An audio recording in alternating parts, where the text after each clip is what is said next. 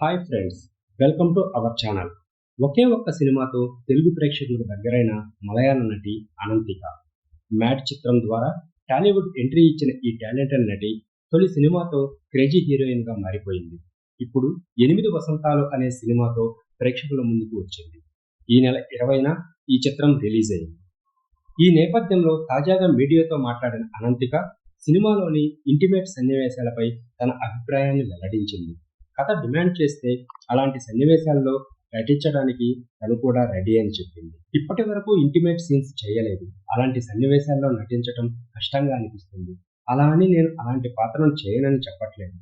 నిజంగా కథ డిమాండ్ చేస్తే ఇంటిమేట్ సీన్స్ చేయడానికి నాకేమీ ఇబ్బంది లేదు. అయితే అప్పుడు నాకు కొంత లిమిటేషన్స్ ఉంటుంది అని చెప్పింది. ఇక తన లక్ష్యాల గురించి చెబుతూ తనకు సినిమాల్లోకి రావాలనే ఆసక్తే లేదని చెప్పింది. చిన్నప్పటి నుంచి నేను డ్యాన్స్ నేర్చుకున్నాను. దాంతోపాటు కరాటీ కూడా నేర్చుకున్నాను. అయితే ఇవన్నీ సినిమాల్లోకి రావాలని నేర్చుకోలేదు. అనుకోకుండా సినిమాల్లోకి వచ్చాను. కోవిడ్ టైంలో ఖాళీగా ఉండటంతో ఒక మలయాళ సినిమాలోకి డాన్సర్గా వెళ్ళాను. అక్కడ డిఓపి నన్ను చూసి హీరోయిన్గా ట్రై చేయొచ్చు కదా అని సలహా ఇచ్చాడు. అప్పటి నుంచే సినిమాలకు ఆడిషన్స్ ఇవ్వటం స్టార్ట్ చేశాను. మంచి సందేశం ఇచ్చే చిత్రాలు చేయాలనుకున్నాను. నా పాత్రకు ప్రాధాన్యత ఉన్న చిత్రాలను మాత్రమే ఎంచుకుంటున్నాను. అయితే నటిగా కొనసాగాలని నాకు లేదు. కొన్నేళ్ల తర్వాత అయినా నేను రాజకీయాల్లోకి వెళ్తా. దానికోసమే నేను లా చదువుతున్నాను.